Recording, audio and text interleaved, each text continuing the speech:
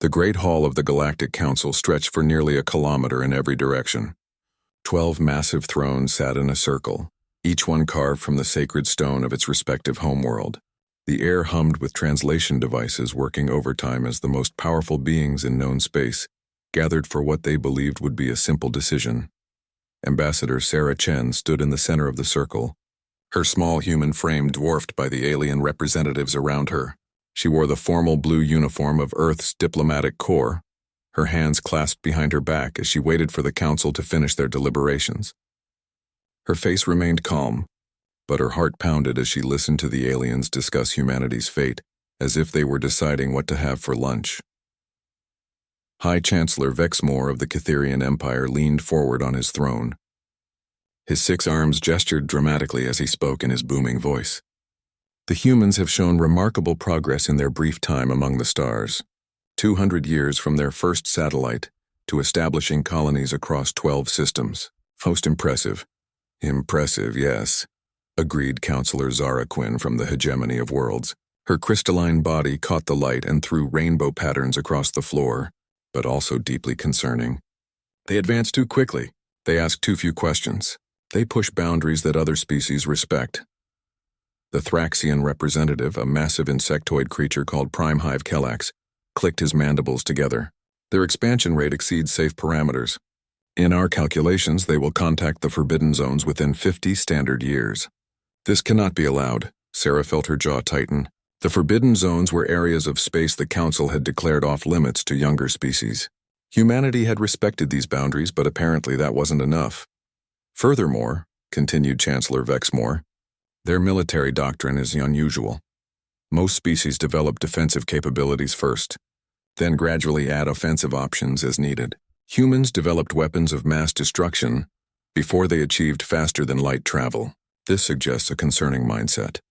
They wage war differently, too, added Counselor Thane from the Stellar Republic, his reptilian features twisted into what might have been concern.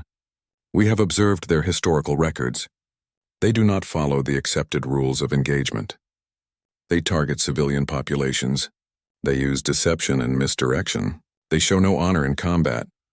Sarah wanted to speak up to explain that humanity had learned these lessons the hard way, that their history of warfare had taught them the true cost of conflict.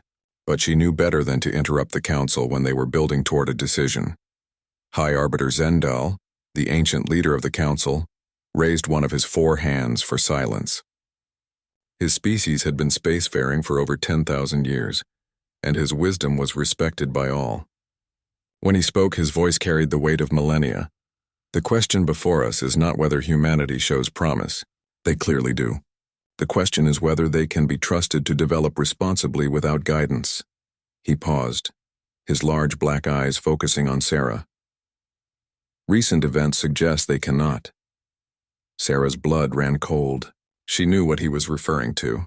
3 months ago, human colonists on New Geneva had clashed with a trading fleet from the Merchant Collective.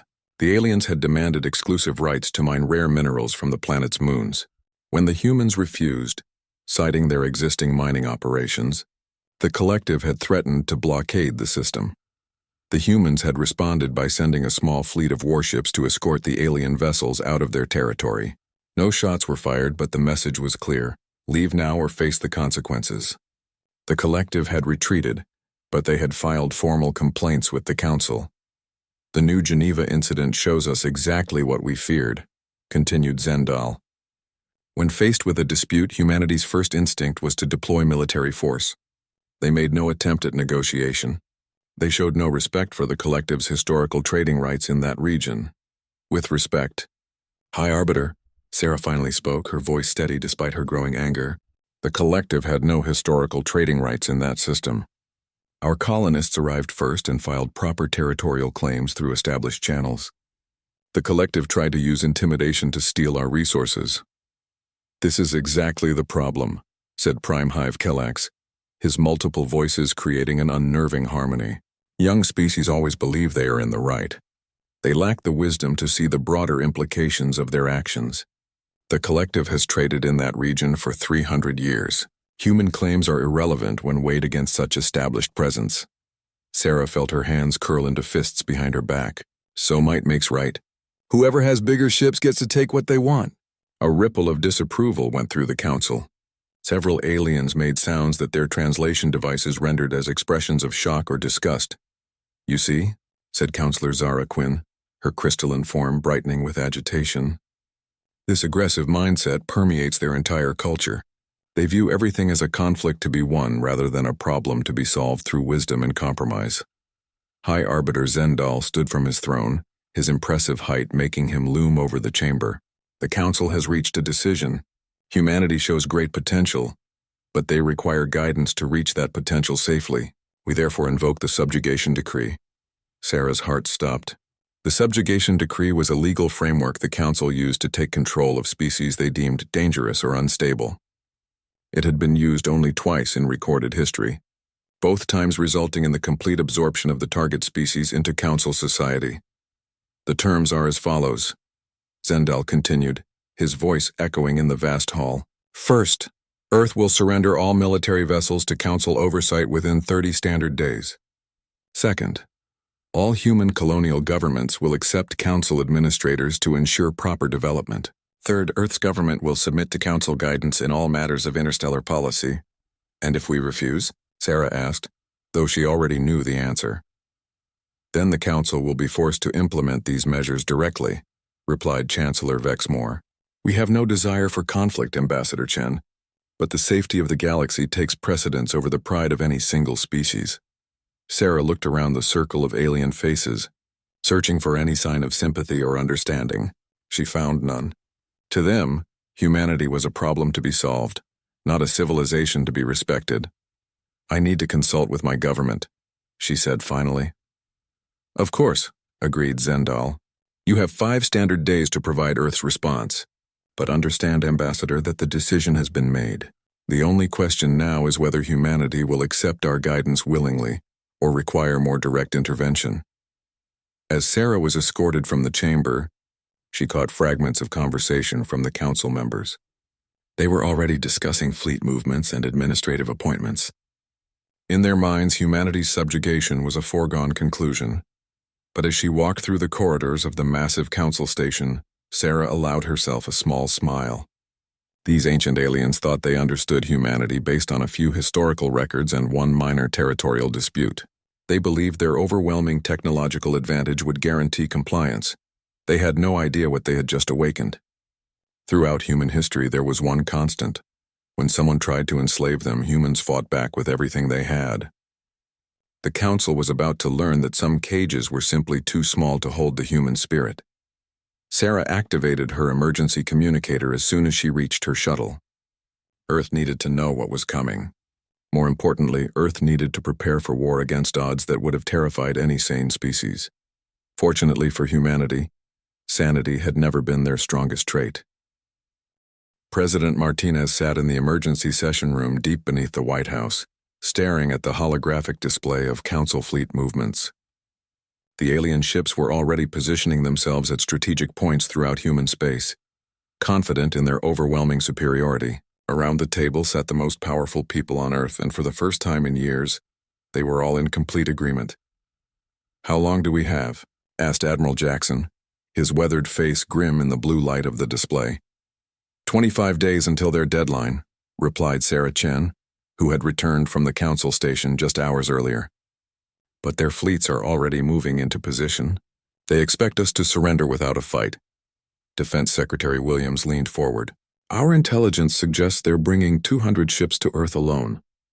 We have maybe 30 vessels that could qualify as warships, and their technology is at least 50 years ahead of ours. On paper, this should be impossible," admitted Dr. Elena Vasquez, the head of Earth's Advanced Research Division. "Their shields can stop anything we can throw at them. Their weapons can glass our planets from orbit. Any conventional military engagement would be over in minutes." President Martinez nodded slowly. "Which is exactly why we're not going to fight them conventionally." He touched a control on the table, and the display changed to show a complex flowchart labeled Project Prometheus. "Ladies and gentlemen, we've been preparing for this day since we first encountered alien life." The room fell silent as the implications sank in. Project Prometheus wasn't just a contingency plan. It was a complete blueprint for asymmetric warfare against technologically superior opponents. The Council made several critical assumptions about humanity, continued Martinez. They assumed we would fight like them, with honor and according to established rules. They assumed we would try to protect our infrastructure and civilian populations. Most importantly, they assumed we value individual survival over species survival. Admiral Jackson smiled grimly. They've never dealt with humans backed into a corner. Dr. Vasquez activated her own section of the display. For the past 30 years, we've been developing what we call disruptor technologies. Weapons and tactics specifically designed to exploit alien psychology and technology. The Council species have been at peace for so long, they've forgotten what real warfare looks like. The display showed dozens of prototype weapons and systems. Most looked crude compared to sleek alien technology, but they had been designed with one purpose: to hurt enemies who thought themselves untouchable. The Hornets, explained Dr. Vasquez, highlighting a swarm of small spacecraft. Unmanned vessels packed with nuclear warheads and stealth technology. Too small for their sensors to track effectively. Too numerous for their point defenses to stop them all. Each one carries enough firepower to cripple a Council cruiser. But the real key, added Admiral Jackson, is the human factor. We've been wargaming this scenario for decades. Every colony world has hidden supply depots and communication networks. Every civilian transport can be converted to a weapons platform within hours. Every human in space has been trained in basic resistance tactics. President Martinez stood and walked to the window, looking out at the city above them. Even now, people were going about their daily lives, unaware that their government was planning for the most desperate war in human history.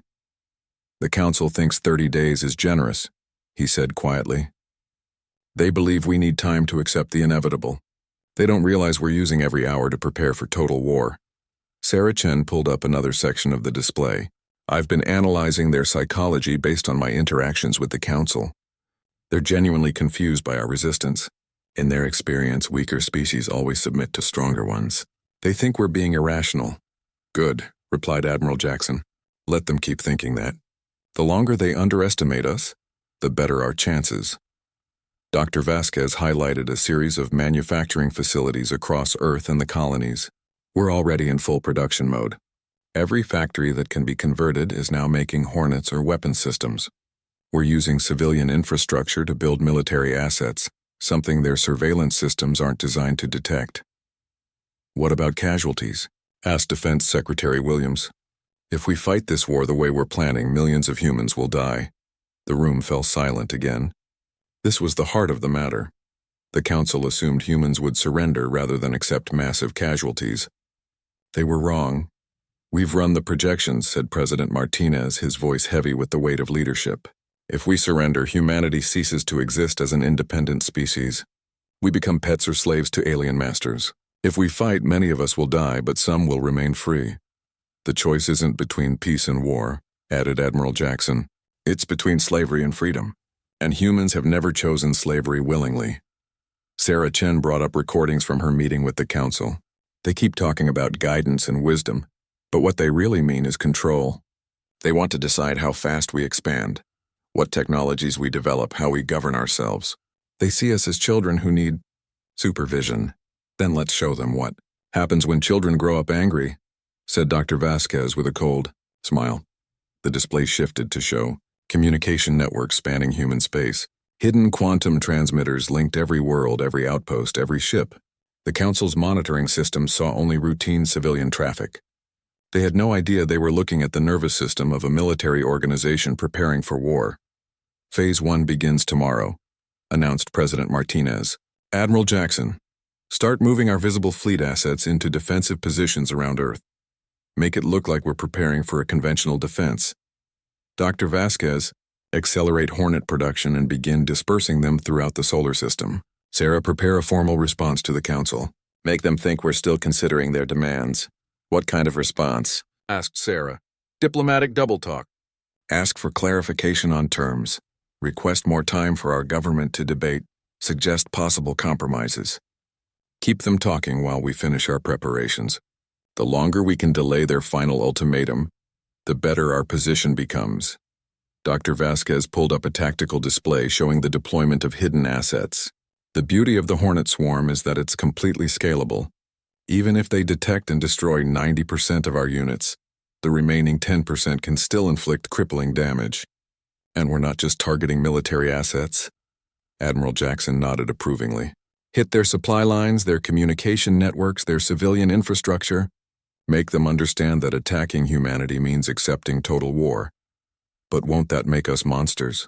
Asked Defense Secretary Williams. Targeting civilians goes against everything we claim to stand for. President Martinez turned back to face the room. The Council made this choice when they decided to enslave an entire species. We offered them peace, trade, cooperation. They chose domination instead. Now they'll learn what humanity becomes when our survival is threatened. The meeting continued for hours as they refined the details of Project Prometheus. Every aspect of human society would be weaponized. Every resource would be devoted to the war effort. Every person would become a soldier in the fight for species survival. As the session ended, Dr. Vasquez shared one final piece of information. I've been studying Council psychology and technology for decades. They have one critical weakness. They've forgotten that war isn't about technology or numbers. It's about will. It's about who wants victory more. And we want it more? Asked Sarah Chen. We need it more, replied Admiral Jackson. They're fighting to maintain order. We're fighting to exist. There's no contest. As the leaders of humanity dispersed to begin their preparations, each carried the same grim knowledge. The next few weeks would determine whether humanity remained free or disappeared into alien subjugation. The Council had given them 30 days to surrender. Instead, humanity would use those 30 days to prepare for the most vicious war the galaxy had ever seen. The aliens thought they were being generous with their deadline. They had no idea they were giving humanity exactly what it needed most: time to get angry. Admiral Zethka of the Catherian Empire stood on the bridge of his flagship, watching Earth grow larger on the main display. Behind him stretched the most impressive fleet ever assembled by the Galactic Council, 200 vessels representing the combined might of 12 civilizations. The massive dreadnoughts could each destroy a planet, while the smaller cruisers carried enough firepower to level continents. Status report, he commanded, his forearms working at different control stations simultaneously. All vessels in position. Admiral, replied his tactical officer. Human defense fleet consists of 37 ships, mostly converted cargo vessels with primitive weapons. No significant orbital defenses detected. Their satellites appear to be standard communication and weather monitoring systems. Zethka nodded with satisfaction. The humans had spent their final 30 days exactly as predicted, debating, arguing, and making desperate diplomatic overtures. Their ambassador Chen had sent 17 separate messages requesting clarification, negotiation, and extensions. All had been politely ignored. Communications, open a channel to Earth, he ordered. The main screen shifted to show the blue and white marble of humanity's homeworld. Zethka had seen the recordings of this planet's beauty, but experiencing it directly was different. No wonder humans were so protective of their birth world. It truly was a jewel among planets. This is Admiral Zethka of the Galactic Council Fleet, he announced, his voice being transmitted across every communication frequency on Earth. Your 30-day grace period has expired. You will now surrender your military forces and accept Council administration as outlined in the subjugation decree. For several minutes, there was only silence. Then a familiar voice responded, Ambassador Sarah Chen, now speaking from Earth's capital. Admiral Zethka, this is Ambassador Chen speaking for the government of Earth.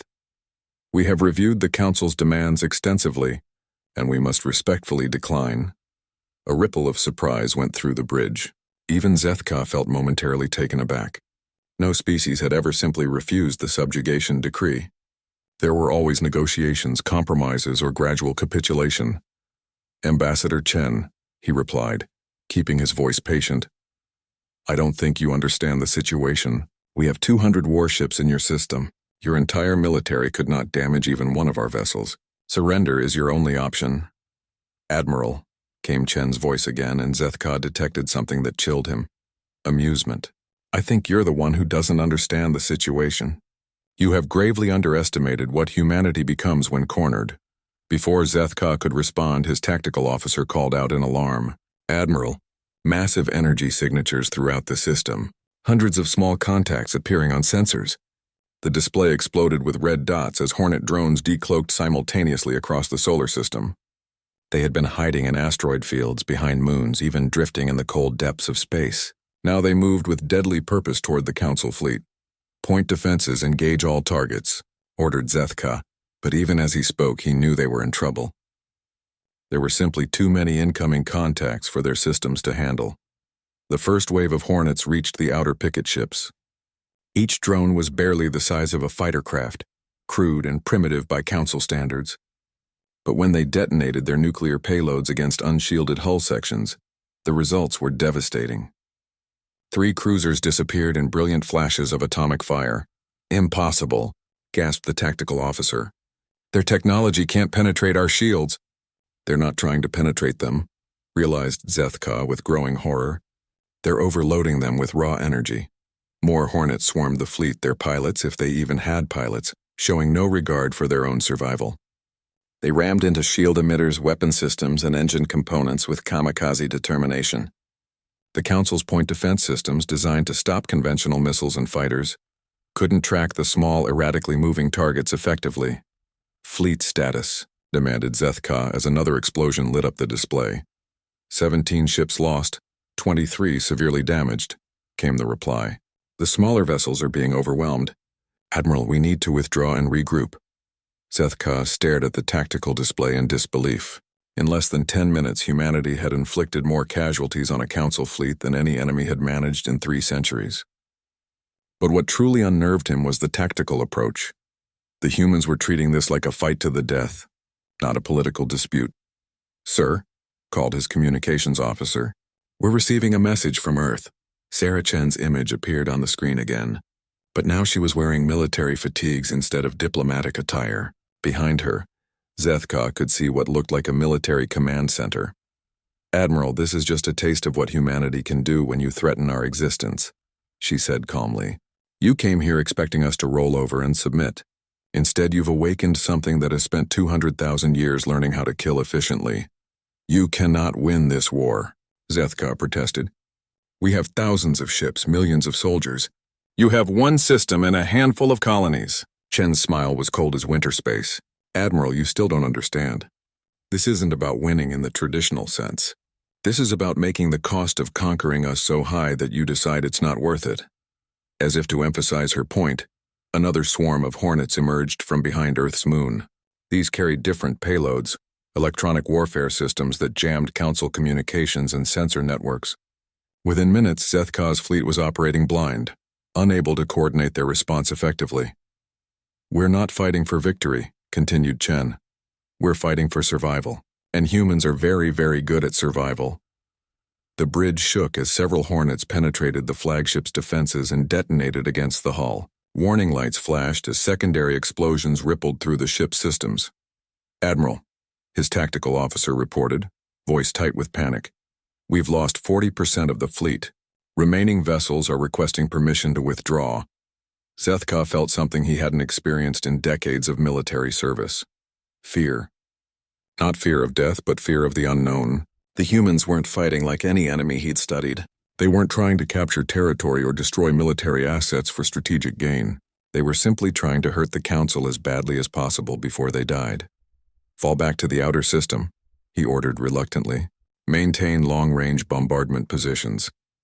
As the surviving Council ships retreated, more Hornets pursued them like angry insects. The drones had been programmed with one simple mission: find Council ships and destroy them regardless of cost. Even as the fleet pulled back, the attacks continued. "This is Admiral Zethka to all Council vessels," he broadcast on emergency frequencies. "Implement Protocol 7. This is now classified as an existential threat scenario." Protocol 7 hadn't been used in over 1,000 years. It authorized the complete destruction of an enemy civilization rather than attempting conquest or subjugation. Zethka had hoped never to see it implemented, but the humans had left him no choice. "Sir," his communications officer called out, "we're receiving another transmission from Earth." This time, it wasn't Sarah Chen on the screen, but an older human male in military uniform. The name caption identified him as Admiral Jackson. "Council forces," Jackson said without preamble. You have just witnessed the first engagement of this war. I want you to understand something very clearly. This is not a battle for territory or resources. This is a war for the survival of the human species. We know we can't match your technology or numbers, but we can make conquering us so expensive that you'll wish you'd never heard of humanity. The human admiral leaned forward, his eyes hard as steel. You want to know the difference between your species and mine? When you're threatened, you call for backup. When we're threatened, we become the threat. The transmission cut out, leaving Zethka staring at a blank screen. Around him, his bridge crew worked frantically to assess the damage and coordinate with the surviving fleet elements. In less than an hour, humanity had transformed from a minor diplomatic problem into a major military threat. But what truly frightened Zethka was the realization that this was just the beginning. The humans had revealed their defensive capabilities, but they clearly had more surprises waiting. And unlike every other species the Council had encountered, humanity seemed genuinely prepared to fight to extinction rather than accept subjugation. As he watched the tactical display showing Hornet drones still harassing his retreating fleet, Admiral Zethka finally understood what Ambassador Chen had tried to tell him. The Council hadn't just underestimated human military capabilities. They had fundamentally misunderstood human psychology. They had expected to fight a civilization. Instead, they had awakened a species that viewed war as a natural state of existence. 3 weeks after the Battle of Earth, High Arbiter Zendal stood in the Council's emergency session chamber, watching reports of destruction stream in from across the galaxy. The chamber that had once echoed, with calm deliberation now buzzed with panic and confusion as the 12-member species struggled to comprehend what humanity had unleashed upon them.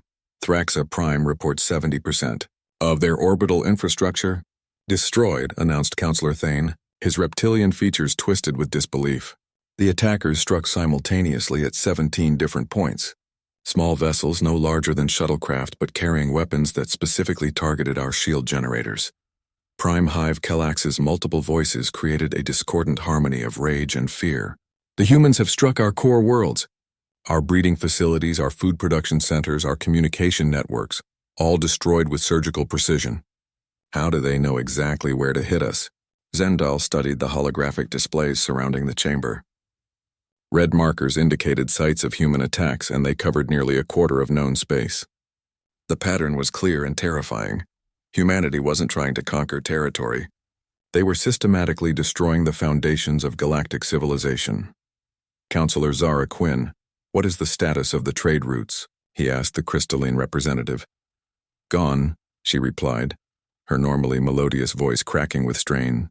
The humans have deployed some kind of automated mining system. Tiny ships that attach themselves to cargo vessels and detonate when they reach port. No one dares to travel the main shipping lanes anymore. Chancellor Vexmore slammed one of his 6 fists against his throne. This is madness. We destroyed half their fleet at Earth. How can they possibly be attacking us simultaneously across the galaxy? Because we didn't destroy their fleet. Admiral Zethka's voice came from the chamber's communication system. The Catherian officer appeared as a hologram, broadcasting from his flagship deep in Council space. We destroyed their visible fleet. Everything they showed us was a decoy. Zendal leaned forward, his ancient mind struggling to process the tactical implications. Explain. The humans call it the swarm, continued Zethka. Millions of small autonomous vessels that they've been building and positioning for decades. They're not controlled from central command structures, so we can't stop them by taking out their leadership.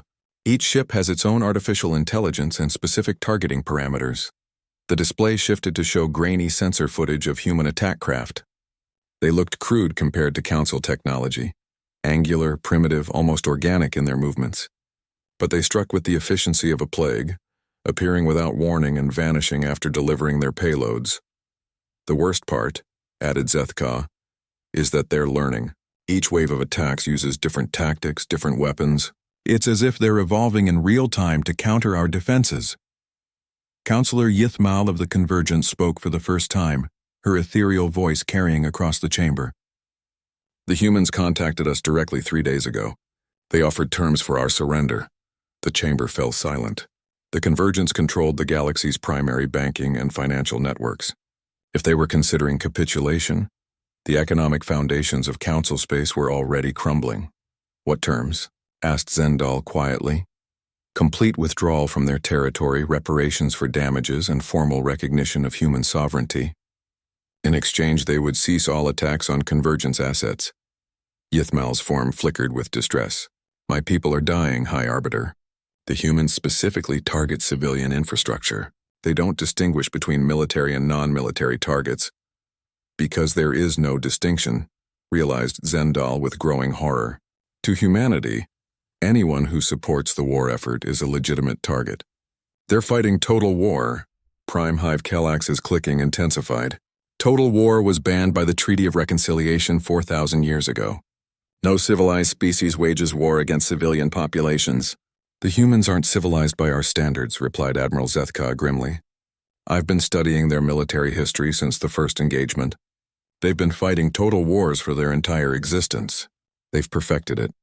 The display showed human historical records, cities burned to ash, entire populations relocated or destroyed, wars where combatants deliberately targeted their enemy's ability to support warfare. It was a catalog of brutality that made the council representatives physically recoil. Look at this, continued Zethka, highlighting specific conflicts. They've fought wars where 90% of casualties were civilians. They've used weapons designed to cause maximum suffering rather than quick death. They've deliberately destroyed agricultural systems to starve their enemies into submission. Councillor Thane spoke with a voice full of disgust. What kind of species develops such tactics? A species that evolved on a planet where everything was trying to kill them, replied Admiral Zethka. Earth has more predator species per square kilometer than any world we've studied. Humans didn't develop civilization despite violence, they developed it because of violence. They're the apex predator of an apex predator world. The chamber's displays shifted to show the current state of the war. Human forces had struck deep into Council territory, targeting not just military assets but the complex logistics networks that kept their civilizations functioning. Power grids, communication systems, industrial facilities, food distribution centers, all were considered legitimate targets by human doctrine. The Merchant Collective has already capitulated, announced Yithmal quietly. The hegemony of worlds is considering it. The Stellar Republic has lost contact with 12 of their core systems. Zendal felt the weight of 10,000 years of galactic peace crumbling around him. The Council had been created to prevent exactly this kind of devastation. But in trying to contain humanity, they had unleashed something far worse than any previous threat. High Arbiter, came another voice from the communication system. It was High Admiral Korath from the Combined Defense Fleet. I have a full strategic assessment of the human capabilities. Proceed, said Zendal, though he dreaded what he was about to hear. The humans have turned their entire species into a weapons platform. Every colony world has hidden manufacturing facilities. Every civilian ship can be converted to a weapons delivery system within hours. Every human citizen has been trained in warfare techniques. The tactical display showed the scope of human preparation. It wasn't just the swarm that threatened Council space. It was the complete militarization of human society. Furthermore, continued Korath, they've demonstrated capabilities we didn't know they possessed. Stealth technology that makes their ships invisible to our sensors. Electronic warfare systems that can shut down our command networks. Weapons specifically designed to exploit weaknesses in our ship, designs that we didn't know existed. How could they know our weaknesses? Demanded Chancellor Vexmore. Because they've been studying us for decades, replied Admiral Zethka. Every trade mission, every diplomatic contact, every cultural exchange, they were gathering intelligence. While we saw them as a primitive species to be managed, they saw us as a potential enemy to be defeated. Zendal closed his ancient eyes, feeling the full weight of the Council's mistake. They had been so focused on humanity's rapid expansion that they had missed the deeper truth. Humans didn't expand because they were aggressive. They expanded because they were paranoid. Every new world was a potential refuge, every colony a backup plan, every technological advancement a weapon in waiting. What are our options? He asked finally. Limited, admitted High Admiral Korath. We could attempt to glass their worlds from orbit, but the swarm would continue operating even without human guidance. We could try to negotiate, but they've made it clear they want nothing less than complete Council withdrawal from human space. Or, prompted Zendal, or we accept that we've awakened something that cannot be put back to sleep. The humans aren't fighting for territory or resources. They're fighting for the right to exist without our oversight, and they've proven they're willing to destroy galactic civilization to secure that right. The chamber fell silent as the full implications sank in. The council faced a choice between continuing a war that was tearing apart everything they had built, or accepting terms from a species they had intended to subjugate. High Arbiter, Counselor Yithmal spoke again. The humans sent us one final message along with their surrender terms. They said to remember that they didn't start this war, but they would finish it. As Zendal contemplated the dissolution of everything he had worked to preserve, he finally understood the true horror of what the Council had done. They hadn't just attacked a species, they had attacked the one species in the galaxy that was perfectly evolved to fight wars of extinction, and now humanity would teach the rest of the galaxy what that really meant. 6 months after the first shots were fired, High Arbiter Zendal stood alone in what had once been the galaxy's greatest symbol of unity and peace. The council chamber lay in ruins around him, its magnificent architecture shattered by human weapons that had somehow penetrated the most secure facility in known space. Emergency lighting cast eerie shadows on broken thrones and scattered debris. The war was over, not because of any great final battle or dramatic surrender, but because there was simply nothing left to fight with. 3 council member species had surrendered unconditionally. 4 others had withdrawn completely from galactic affairs, retreating to their homeworlds and sealing their borders. The remaining 5, including Zendal's own people, clung to existence in whatever systems the humans allowed them to keep. High Arbiter, came a voice from behind him. Zendal turned to see Admiral Zethka approaching through the rubble. The once proud military leader looked decades older, his uniform torn and his forearms moving with the careful precision of someone who had learned to live with constant pain. "Admiral," Zendal acknowledged, "I didn't expect to see you here." "The humans requested my presence for the final negotiations," Zethka replied bitterly. "Apparently they want to hear from the officer who started this disaster." "You were following council orders." "I was following the orders of fools," Zethka said with unusual bluntness. "We all were. And now we're paying the price for our arrogance." The sound of approaching footsteps echoed through the ruined chamber. A small group of humans entered, led by Admiral Jackson and Ambassador Sarah Chen. Behind them came representatives from the 3 council species that had chosen to negotiate, rather than face complete destruction. "Admiral." Jackson surveyed the wreckage with professional interest. His face showed no satisfaction, no triumph, only the cold assessment of a soldier who had done what was necessary. When he spoke, his voice carried the weight of absolute authority. "Gentlemen, ladies beings," he began, addressing the assembled representatives, "let's be clear about why we're here. This isn't a peace negotiation. This is the formal transfer of power, from the Council to humanity. You lost the right to negotiate terms when you decided to enslave us." Ambassador Chen stepped forward carrying a document reader. Despite her diplomatic title, she now wore the uniform of Earth's military, a reminder that the lines between civilian and military authority had blurred beyond recognition. "The terms are simple," she announced. "First, immediate and complete withdrawal of all council forces from human-claimed territory. This includes not just our current colonies, but any system we choose to settle in the future." "But that could include half the galaxy," protested Councillor Thane, his reptilian features twisted with desperation. "It could," agreed Chen with no emotion. "That's your problem, not ours. Second, reparations for the attempted subjugation of our species. Each remaining council member will provide technology, resources, and labor for reconstruction of human infrastructure damaged during the war." Zendal felt his ancient heart sink. The humans weren't just demanding victory, they were demanding the complete restructuring of galactic civilization. "Third," continued Chen, "formal recognition of human sovereignty and the right to expand without council oversight. Any attempt to interfere with human activities will be considered an act of war." "And fourth," added Admiral Jackson with a cold smile, "establishment of monitoring stations throughout your territory. We want to make sure you're complying with the terms and not planning any future attempts at conquest." Prime Hive Kellax's multiple voices created a harmony of outrage. "You're turning us into vassals. This is the complete destruction of the galactic order." "No," replied Admiral Jackson firmly. "This is the establishment of a new galactic order. One where humanity doesn't have to worry about alien overlords deciding our fate. Admiral Zethka stepped forward, his military training overriding his personal feelings.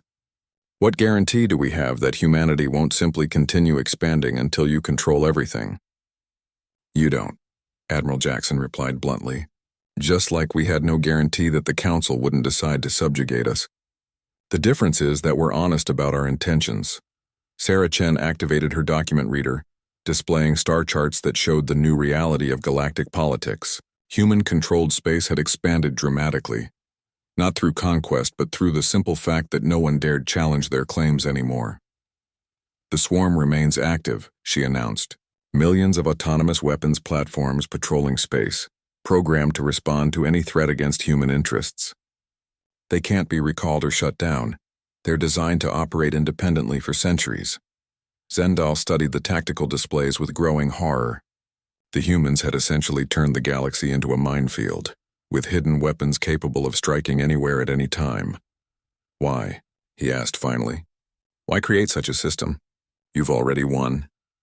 Admiral Jackson's expression softened slightly, showing a glimpse of the man beneath the military commander. Because you taught us that we can't trust anyone else to protect human interests. You tried to enslave us when we offered friendship. Now we ensure that never happens again. But at what cost? Pressed Zendal. You've turned your entire species into a war machine. You've militarized every aspect of human society. How do you return to peace after this? The question hung in the air like a challenge. For the first time since entering the chamber, Admiral Jackson hesitated. Sarah Chen and the other human representatives exchanged glances that spoke of discussions they'd had many times before. We don't, Admiral Jackson admitted finally. That's the price we paid for survival. Humanity as it was before this war no longer exists. We've become something harder, colder, more suspicious.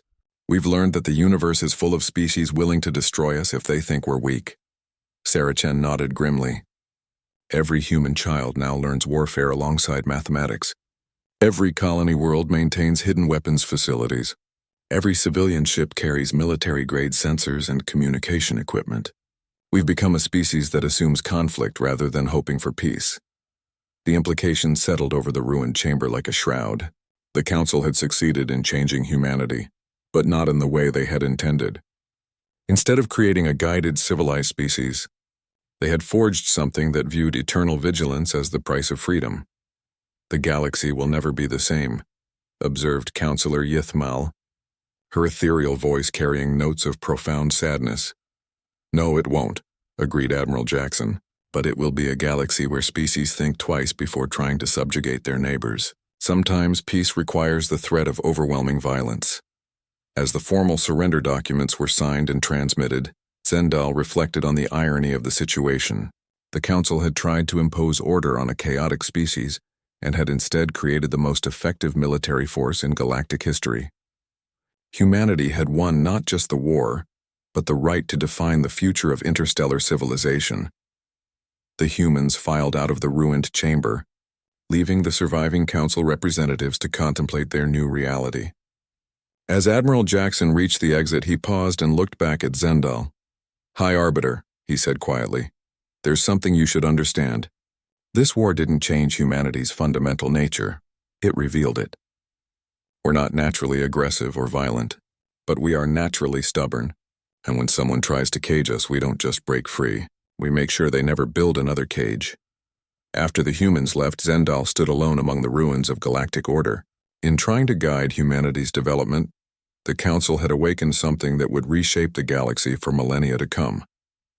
They had created their own nightmare. A species that viewed freedom as non-negotiable and had the power to enforce that belief. The age of Council dominance was over. The age of human expansion was just beginning. And somewhere in the dark between the stars, millions of Hornet drones continued their eternal patrol, ensuring that no one would ever again mistake human restraint for human weakness. The galaxy had learned what humanity became when cornered. Now it would learn what humanity built when given unlimited room to grow.